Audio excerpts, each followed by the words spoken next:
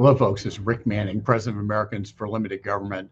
Um, Kevin McCarthy last night on the Sean Hannity show um, basically brought the impeachment word back into the conversation related to Joe Biden. It's important what he says because there's a process. I think it's important that we listen to exactly what Kevin McCarthy says, and then we're going to take you through some of the things that you may not remember that happened related to particularly the Ukraine involvement.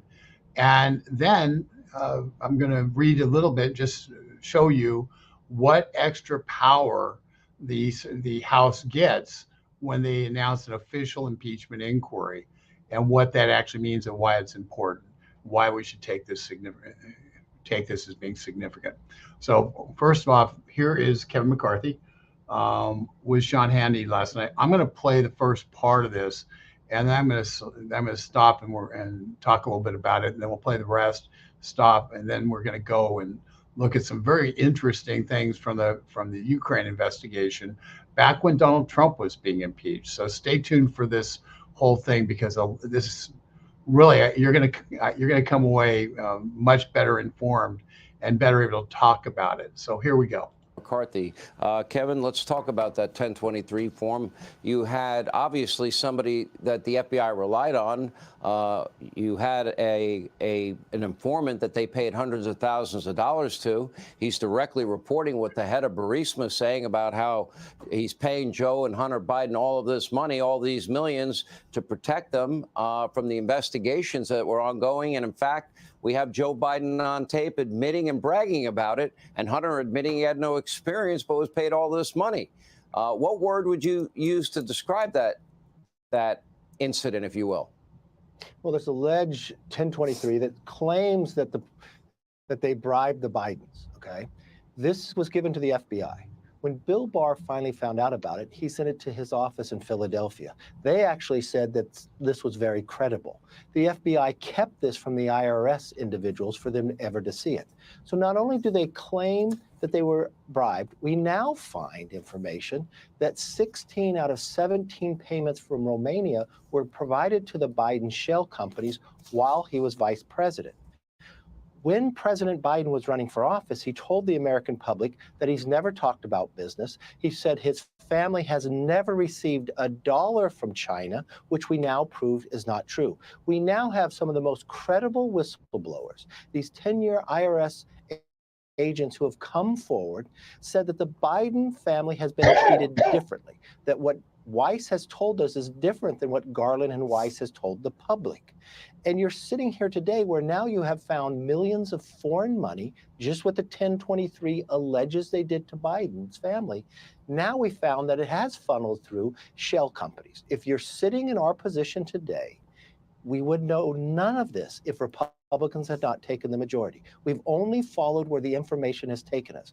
But Hannity, this is rising to the level of impeachment inquiry, which provides Congress the strongest power to get the rest of the knowledge and information needed. Because this president has also used something we have not seen since Richard Nixon, used the weaponization of government to benefit his family and deny Congress the ability to have the oversight.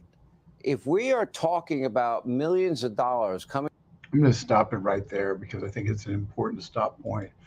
When we talk about this, what's actually occurred, what the allegations are, McCarthy kind of lays out the pathway. He doesn't talk about Ukraine, which is the kind of the one that we all remember, the one that we know most about, and we know about it because asking about Ukraine got Donald Trump impeached. And just asking a question about it got Donald Trump impeached. So I'm going to just take you through a couple of reminder here on some of the stuff on Ukraine. And it's I think it's a quick journey because we've all seen and remember, I'm not going to replay Joe Biden talking about his, son of a bitch, the guy was fired. But at least it's all about Shokin and that prosecutor who was fired. So first of all, I'm going to just start out by, this is a piece that we did, Americans for Limited Government did, Robert Romano, back in May 26, 2020. Well, there was a call that was released that confirmed a quid pro quo loan, and at least it confirmed it certainly made it seem that way. And so we went to go back and click on it and discovered that YouTube has said the video was unavailable. The video is no longer available because the YouTube account associated with this video has been terminated. What was the YouTube? So then you go and we say, okay, well, what else can you find out about it? Well, the AP wrote a story in real time. Biden audio first shared by Russian agent thrives online. And in this, they sit there and basically they say, oh, this really is no big deal. But on the other hand, they say, oh, it's by an active Russian agent who has happened to be a Ukrainian lawmaker. And as a result, and the Trump campaign was using it in the campaign as proof of Biden's corruption. And so guess what? What has to happen? Well, it gets pulled down by YouTube because using the 2018 National Defense Authorization Act, which specifically says anything that's been determined to be Russian disinformation can be pulled down, and the federal government can demand that it be pulled down for national security purposes. So, the reason I'm showing you this is because who does our good friends at AP, who do they go to as the expert? Well, Nina Jankowicz, who declares it's certainly an influence campaign, a disinformation fellow at the nonpartisan Wilson Center, said the recordings. Nina Jankowicz said it's misleading to an audience that doesn't have the full picture. Misleading to an audience that doesn't have the full picture. She doesn't say it's false. She says it's misleading to an audience because they need more information, and it's just not fair to only have one little piece of information. Now, you might remember who Nina Jankowicz, because she's the one who Biden was appointing to head the disinformation board out of the Homeland Security that made the mistake of singing some stuff online and got ridiculed for it. But this is the same Nina Jankowicz who is going to be in charge of misinformation, disinformation, and malinformation, and the little committee to decide what could be seen on the internet, what couldn't be seen on the internet. She's sitting here making it very clear. It's misleading to an audience that doesn't have the full picture. So basically, it doesn't have the narrative that the Biden administration wanted, or the Biden campaign wanted, that the Democrat campaign wanted, and because it didn't have that narrative, hence it couldn't be allowed to exist on the internet. So, we did go back and look beyond the YouTube taking it down. We went the Wayback Machine and we found the video. We found the video, so it is still there. And a key quote from Joe Biden is going to be critical for him to work quickly to repair the damage Shokin did. Remember, Petro Poroshenko was the successor, was the president at the time of Ukraine. He was the successor of the Ukrainian president who was in fact who left office abruptly after Joe Biden called him up and said, "Time for you to leave office," and the next day he fled the country. So that is the history. How Poroshenko ends up as president is Joe Biden literally, and this is from his book, called up, and the existing president, who was leaned towards Russia, and demanded that he leave office, and says the legitimacy of his government was over. He needed to leave office, and he was gone within 24 hours, and left the country, as what happens when in a coup. So now Biden, in his conversation with the successor, says it's going to be critical for him to work quickly to repair the damage Shokin did. Shokin being the prosecutor who Joe Biden got fired. So, and a lot of this is the work of John Solomon, Just the News, and I would encourage you to keep John Solomon on your favorites list, because the guy does incredible reporting. But this right here is the statement that Shokin gave to um, a committee investigating the corruption um, in Europe. It's a sworn affidavit, and the sworn affidavit goes off and says very simply, I'm just going to go here and the truth is that I was forced out because I was leading a wide-ranging corruption probe into Burisma Holdings, a natural gas firm active in Ukraine, and Joe Biden's son, Hunter Biden, was a member of the board of directors. On several occasions, President Poroshenko asked me to have a look at the case against Burisma and consider the possibility of winding down the investigative actions in respect to this company. But I refused to close this investigation. So Shokin specifically says that the reason he got fired was because he was investigating Burisma, a company that was paying Hunter Biden a significant amount of money, and a company that, by the way, there are allegations and reason to believe paid a lot of money, $5 million to Hunter and $5 million to Joe Biden, based upon information from a confidential human source who was talking to the president or then president of Burisma, and who kind of was frustrated that he had to, I paid $5 million for one Biden and $5 million for another Biden, when saying he wasn't going to spend another $50,000 on a lawyer to just handle a problem he had in Ukraine. And I said, I already paid the money. I paid Biden's. I don't need to do this other stuff. So so just remember, that's your, so you now have this, this audio recording. You have an audio recording that was deemed to be Russian information that ties Biden to this Poroshenko and toward the firing of Shokin and relationship to Burisma. You have the Biden sitting there bragging about it himself. You have a statement by Shokin saying the reason he was fired was because of he was investigating Burisma, and now we have other pieces of evidence that keep flowing in that indicate that Joe Biden was not averse to doing pay for play.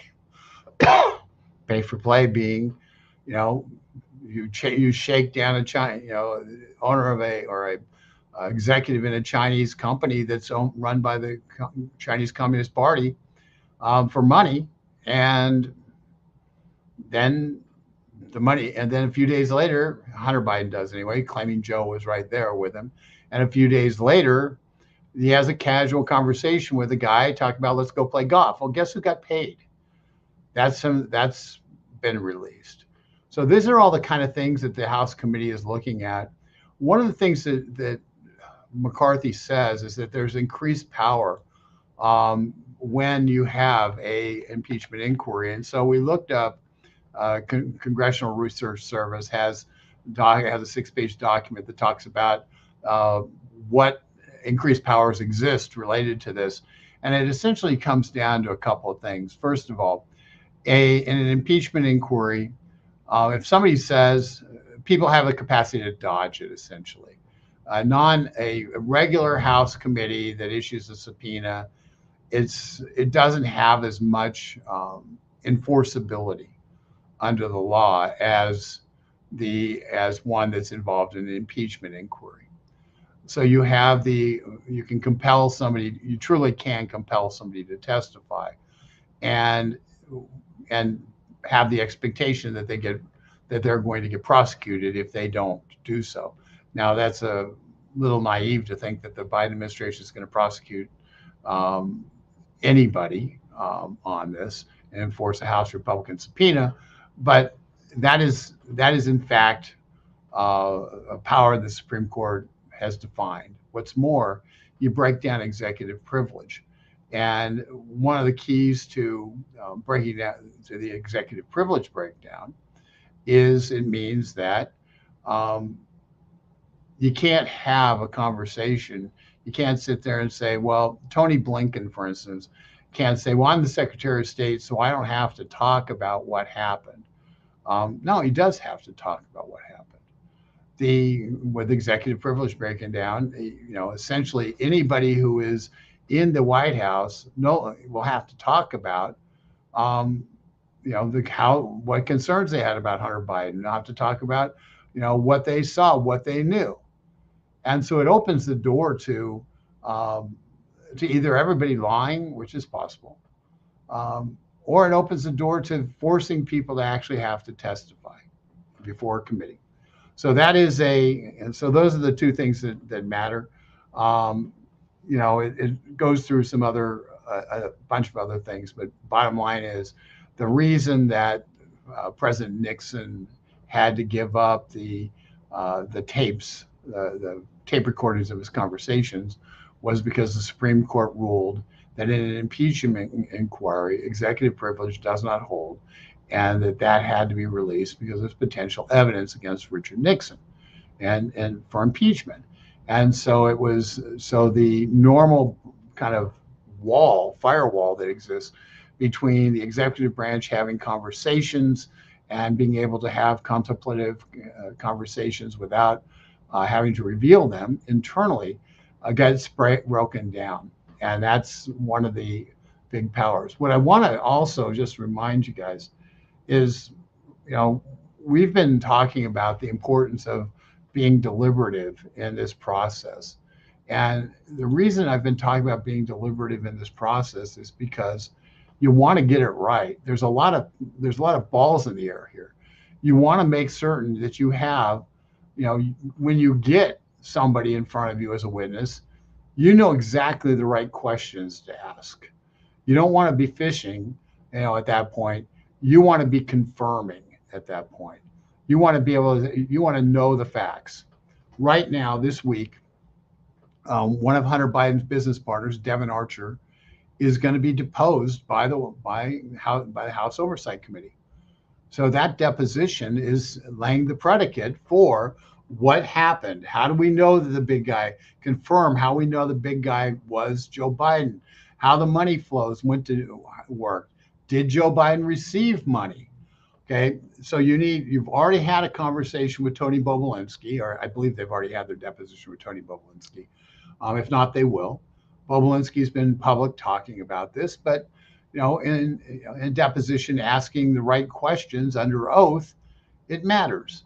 And so Bobulinski, who was the CEO of the company, the Hunter Biden, kind of the CEO of that whole money laundering scheme, he's going to be asked questions. He's going to, be compelled to answer them truthfully, and that will open the door to directly tying Joe Biden to the money. Even though we have ties right now, they still are on this sense of it's not reasonable doubt. It doesn't go beyond a reasonable doubt. And for an impeachment, it has to go well beyond a reasonable doubt. It has to be just lock solid. This can't be guessing. And so they're doing the depositions with Bobulinski and Devin Archer, who was one of Hunter Biden's partners, and flew on Air Force Two with Joe Biden to many of these places to set up the deals.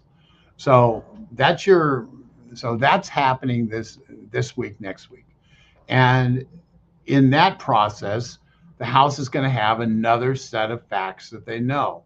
And but Kevin McCarthy is saying very clearly that they're going to open up the impeachment inquiry process, says the investigation is now taking a different step. It's going to a different stage. It's going from we're looking into something to see what's there to we now know what's there and we need to color between the lines. And there's people who will not talk to us unless they're compelled. And so they then can compel those people to come in and talk. You could anticipate that one of those people would be Hunter Biden, for instance, who would have no legal shield from doing this, and can be confronted with the contents of his own laptop. Now, Hunter Biden is suing Marjorie Taylor Greene because she showed part of his laptop on the House floor that he didn't want shown. It's stuff that probably I don't think anybody would want shown. but it was but the guy's uh, in the public domain, and he's fair game for conversation. The question, he'll be confronted with the questions, things that they learned from Bobulinski and Archer about the operation of his company and the connection of his company to his dad. And so those are the kind of things you do once you've opened up the impeachment inquiry, and people can't then run and hide. What's more, you don't want to have, you get one bite of the apple in terms of having Hunter Biden in front of you, and you need to make certain that you get it right. And and so that's what this is. This whole process is tightening up the information and truthfully trying to figure out if allegations by people who have reason to want to blame somebody else, it might hold a grudge. If these are people who have a grudge, just laying out grievances, or are they true? And because the other thing that's important here is it's not only you want to get your ducks in a row, but you damn well better be sure you're right. And just because you have constant confidential informants who are very reliable, doesn't mean that they're getting it right. And because in this world, you never know who hates who. So this is about confirmation, and not just confirmation bias. It is about confirmation and creating a case that's airtight. Because the last thing we want is to have a Biden impeachment that blows up in their face because it turns out it was just a bunch of disgruntled people who were going after Biden because he played hardball. That would be a disaster for the Republicans. It'd be a disaster for this country. So that's why I've cautioned to make sure we get it right. I know people are impatient, but this is the process is moving along. Let's watch the rest of what Kim McCarthy has to say. Coming from our top geopolitical foes, and that the Biden family has been corrupted and took in all of this money, and he was complicit in that. Wouldn't that mean that we have a criminal enterprise as president of the United States that had to be on every level compromised by countries that are not particularly fond of us? Well, it's interesting that the Biden family runs, if they say, a company but never had an office, and shell companies to be able to pay through. But if they really ran it for foreign countries, why didn't you get money from France, from Germany, from UK? Why does it have to be from China, Romania? In these countries that have real challenges and had problems going through. I believe we will follow this all the way to the end, and this is going to rise to an impeachment inquiry the way the Constitution tells us to do this, and we have to get the answers to these questions. In the words of John Dean, a malignant cancer now is surrounding the Biden presidency, and those walls are closing awfully tight. This is not going the way I'm sure they wanted it to. And then we have on the other side of it, the assistance of the DOJ and the FBI. That's Jim Jordan's committee. Mr. Speaker, thank you. Hey, Sean Hannity. Okay, so that's what the speaker has to say.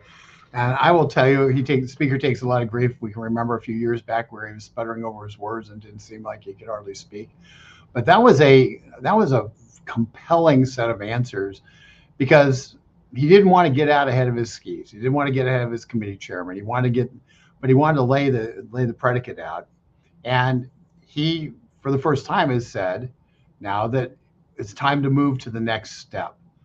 And that is important. And that shows that the impeachment process is moving forward to the most important step of gathering evidence, where they're bringing in people against their will and bringing them in front of the committees and forcing them to talk. And they're able to get behind the curtain in the White House about whether or not certain things were being influenced by the financial ties that have been proven to be had. So this is, so the rubber's meeting the road, and I just think for those of you who are concerned about whether or not anything's ever going to happen, it seems like it's a long stream, and it seems like, gee, we're going to end up in the election before anything happens. But the fact of the matter is, when they lay out a case, they want to lay out a case that's airtight. And when they do, they don't want it to be able to be refuted easily, because we know what the left will say. They will say very simply that this is nothing more than a revenge impeachment to try to help Donald Trump. And it cannot be that. It has to be honest and true and reliable. So let's see what people have. First of all, I'm going to encourage people at the very top, second to the top, if you know, one of the things that really helps us, if you enjoy what's going on here, it would really be helpful if you'll click on to the Restore Liberty.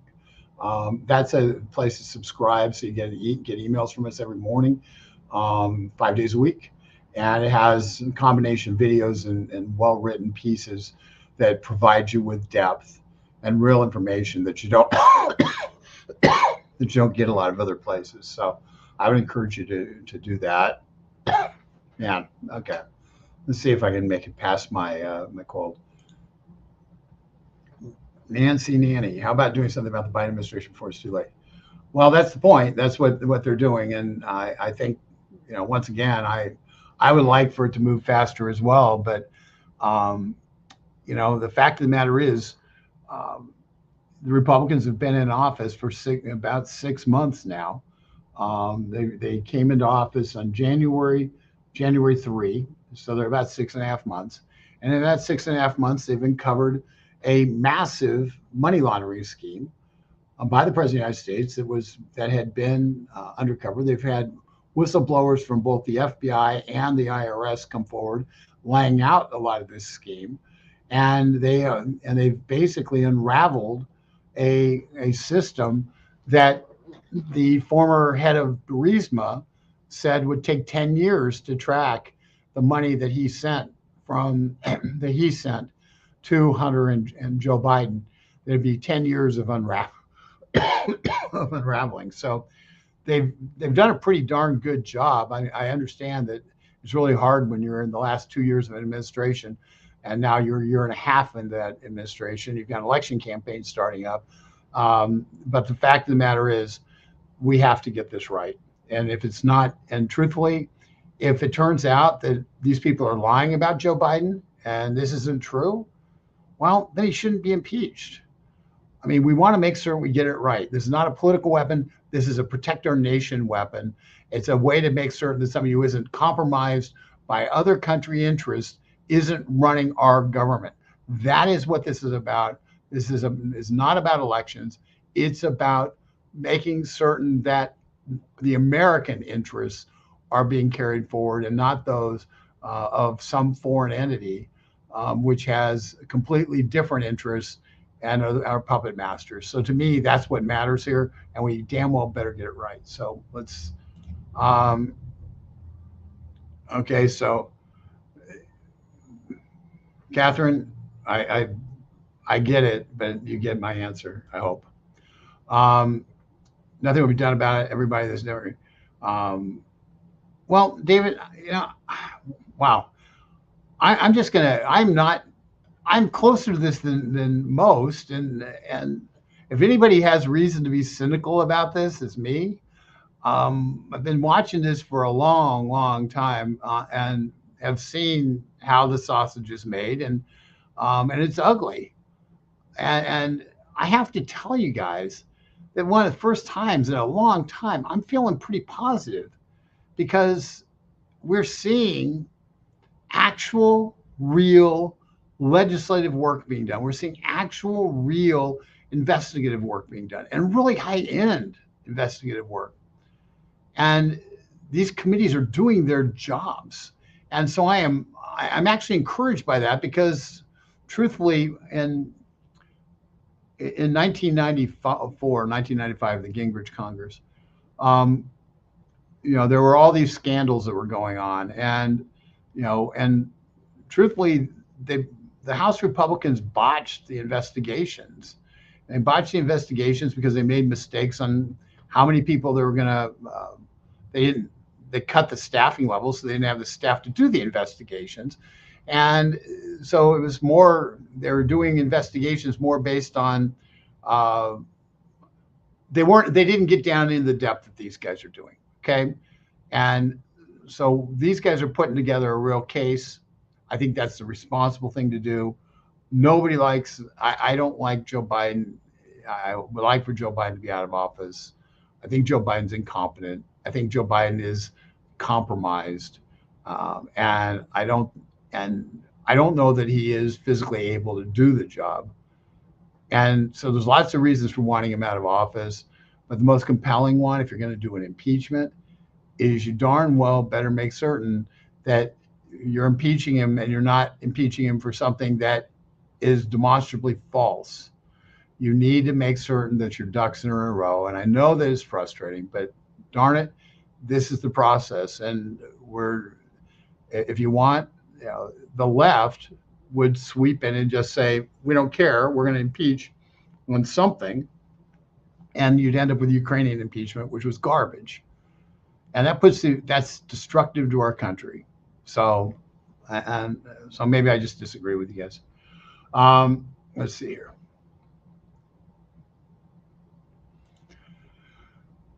Yeah, well, Jimmy, they may lie their asses off, and if the evidence to the contrary exists, and they do lie their asses off, then here's what happens. There's an election in 2024.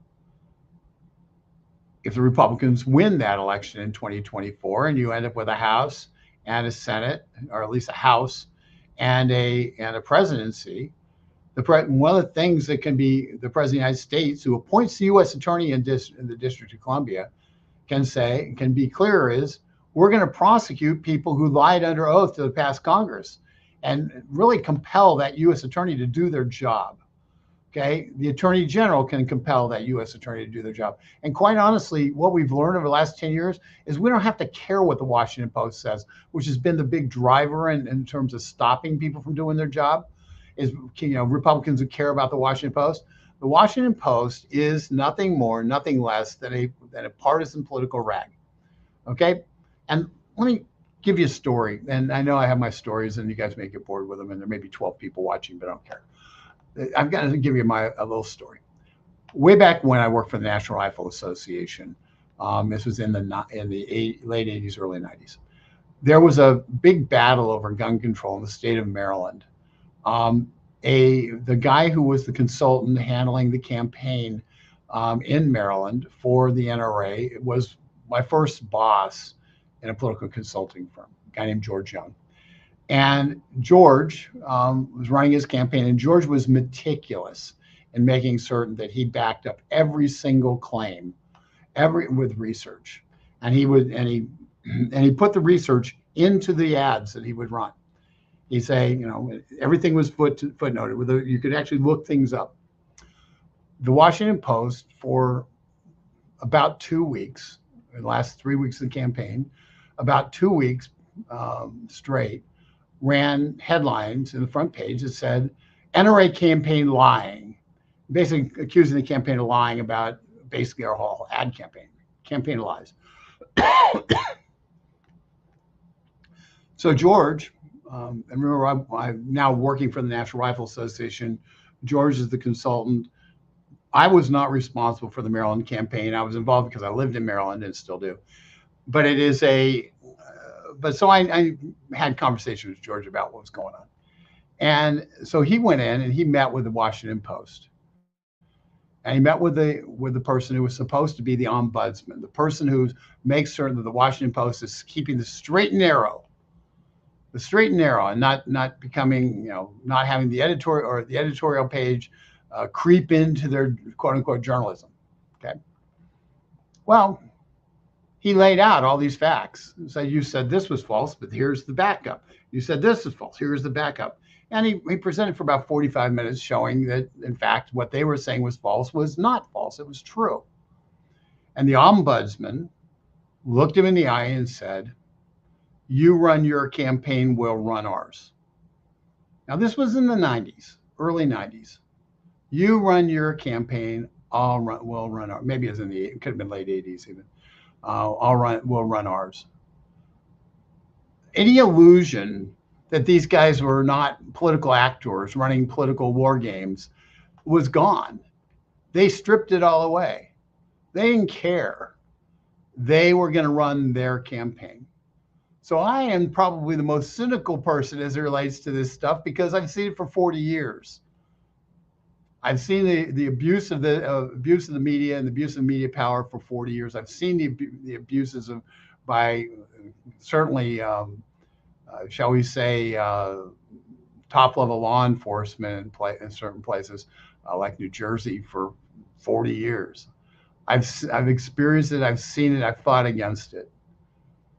So cynical, yeah. But I'm going to tell you what McCarthy is doing is different than what McConnell would have done or will do if given the chance to be in the Senate. Because McConnell wants this stuff just to go away. He doesn't want to deal with it.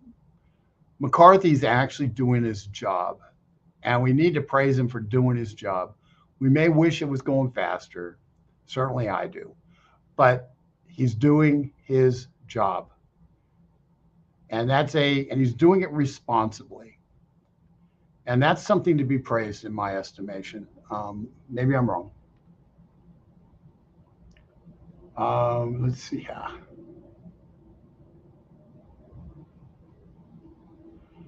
Here we go. This is one of my favorites.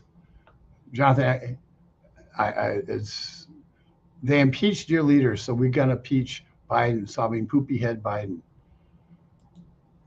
Now that is the intellectual response of the left. That's the intellectual response. They can't refute anything that's being said. So they say, oh, well, this is the ultimate quid pro quo. We impeached Trump because Orange Man bad, so now you're going to impeach Biden as a payback. And that's what a majority of the people are going to get fed through the legacy media. And that's why getting it right and laying out a case, so people who watch for themselves say, wait a second, these guys have a point. I didn't know that about Joe Biden.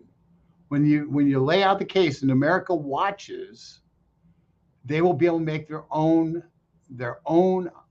mind up, not have it dictated and filtered by the MSNBCs of the world, the ABCs, the NBCs, CBSs of the world. And folks, that's why it has to be done right, because this is your chance to lay your case out before the people and have it not be filtered. And folks, the way you win the public relations on this, which is what has to be won on it, is you have an irrefutable case where people say, I'm really concerned about Joe Biden being president, given what I now know. So, Mr. Poopyhead there is an exact example of why you have to break through, because the people who are sitting on MSNBC their whole lives simply won't believe it. You can lead a horse to water. You can't make them drink. And and stopping Orange Man is their number one priority of all, because Orange Man's bad. I don't know if you knew that, but Orange Man's bad. 40 years ago, what did Trump do then that was criminal? Nothing. What are you talking about? I was giving you a story about the Washington Post and a campaign on gun control in Maryland. So that showed that that this stuff is not new, it's deep. And the way and in order to win with the establishment Republicans is you have to break down the credibility of the Washington Post. And over time, that credibility has been broken down to the extent that Kevin McCarthy, who's a creature of the swamp, is willing to take the shots from the Washington Post in order to pursue the truth. That's the point. That's the difference. The news media used to be able to control the narrative. They no longer can do that.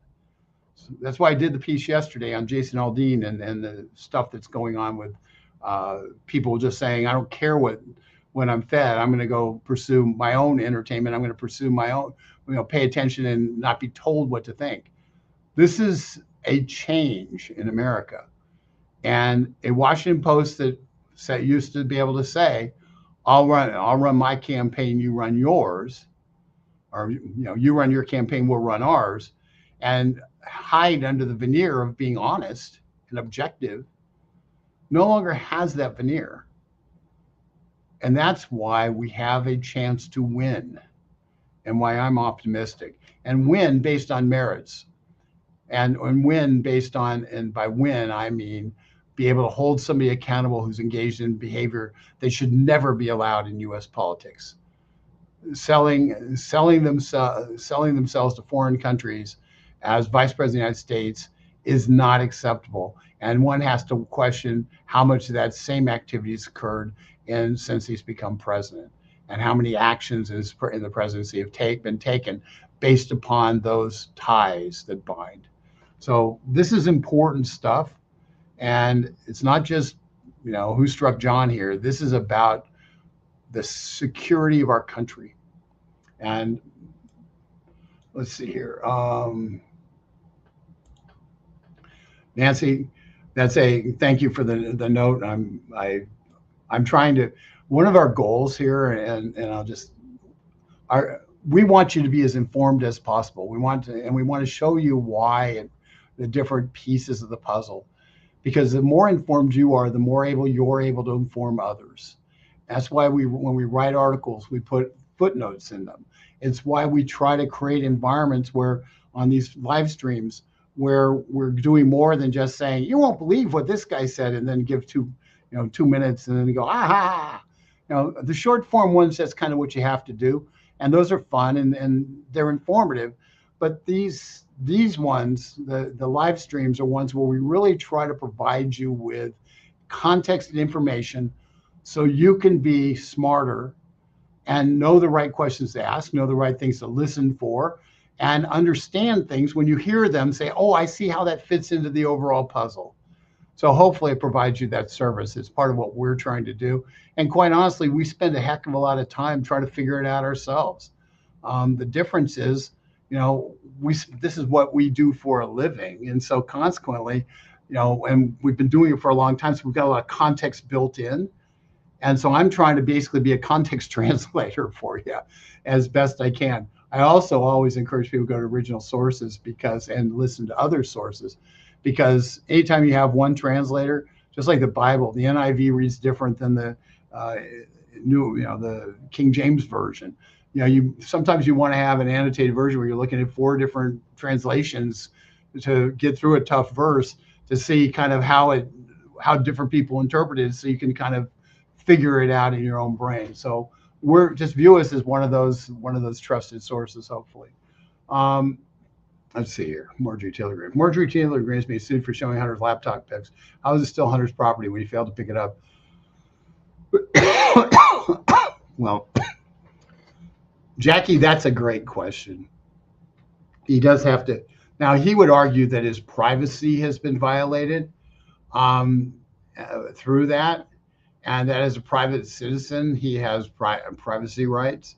And we'll see what happens. But last time I checked, the laptop's been in the public domain for a while, and any pictures that she showed on the House floor, I think anybody who's interested in seeing them could have seen them on multiple other sources.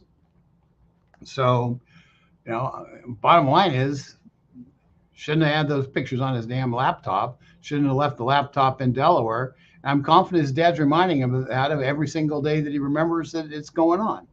So, it's one of those things that,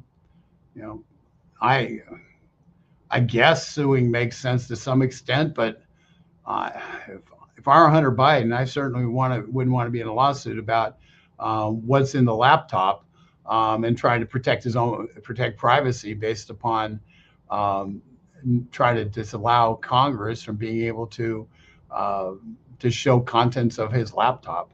That's his former laptop, the laptop he gave up, a laptop that the FBI has tried to sabotage, tried to say it didn't exist, tried to then say it wasn't his.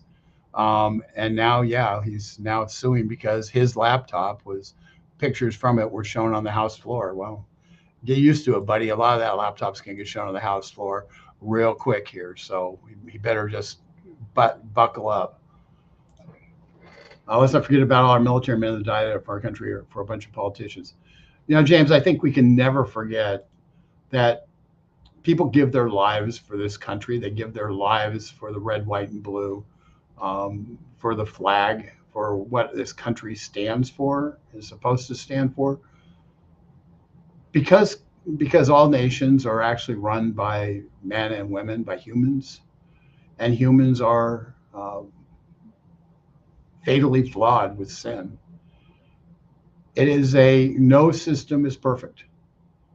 But I would submit to you, even with all the garbage we have to go through, even with fighting to stop government censorship, even with all the stuff we know, that there's been no country in the history of the world that's freed more people than this one.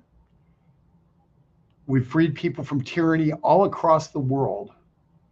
And yeah, sometimes we have to fight against tyranny domestically, which we're doing. And it hurts that the country that we love is sometimes engaged in sinful behavior, let's call it that. But we hold the men and women accountable who do that, and we move forward, a better nation, so long as we hold to the principles that underwrite this nation.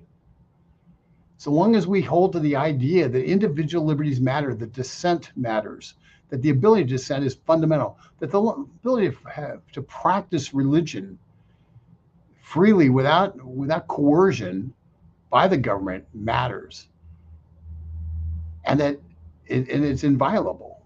We're fighting to, as long as that we're able to keep our firearms, and we're able to carry our firearms, and we're not compelled to have our information, our privacy violated and have the government be able to racketeer through our entire everything we've ever put on the web, which they can do now.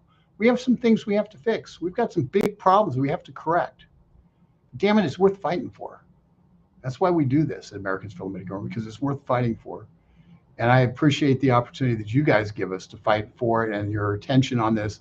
And for those of you who support this organization and both financially and through sharing these videos, what people don't realize is these videos end up reaching, 10 to 100,000 people typically, and sometimes more. And it's because you, ones who are listening and watching right now, share them. You send them out via email to your friends. You make a point to make certain other people see them. That's why we send it out to a list of about 100,000 people, of which 5-7% click on it. We have almost 400,000 people on Facebook who follow us.